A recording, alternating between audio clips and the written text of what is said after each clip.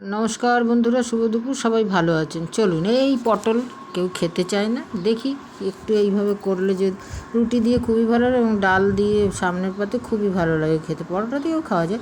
প্রথমে পটলকে এরকম আলুর মতো ছাড়িয়ে লম্বা লম্বা করে কেটে নিতে হবে। তার মধ্যে একটু কাঁচা লঙ্কাও দিয়েছি আর পেঁয়াজ, বেশ খানিকটা পেঁয়াজ কোচাতে হবে। কুচিয়ে আমি ধুয়ে পরিষ্কার করে রেখে সর্ষের তেল কড়াইয়ে দিয়ে এবার পেঁয়াজকে এরকম ভাজ দিয়ে দিলাম। একটা শুকনো লঙ্কা ফোড়ন দিয়ে দিয়েছি। যখন এরকম অল্প ভাজা ভাজা হয়ে আসবে, একটু নুন দিয়ে দিয়েছিলাম। তারপরে পটলটা দিয়ে দিতে হবে। পটলটাকে ঠিক এইভাবেই কাটতে হবে।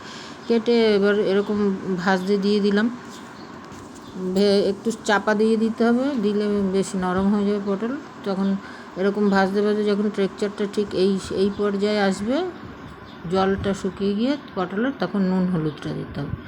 নুন হলুদ দেওয়ার পর এবার আপনি ঢেকে ঢেকে ভাজবেন, এরকম ছড়িয়ে দেবেন কড়াইতে, দিয়ে আবার ঢেকে দেবেন। দিয়ে হ্যাঁ, এটা বসে বসে ধৈর্য ধরে করতে হবে, আঁচটা কম করে। তখন একটু আমি যে গল্প করছিলাম, অবশ্য একটা ফটোশ্যুট করছিলাম, তো করতে করতে ওটাও হয়ে গেল।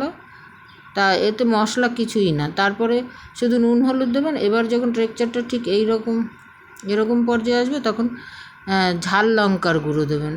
লাল লঙ্কা কালার হওয়ার জন্য নয়, ঝাল লঙ্কার গুঁড়ো মানে শুকনো লঙ্কার গুঁড়ো দিয়ে এবার গ্যাসটাকে অফ করে দিয়ে এরকম গ্যাসের উপরেই বসানো থাকবে কড়াইটা। তখন এরকম নেড়ে আবার চাপা দিয়ে দেবেন।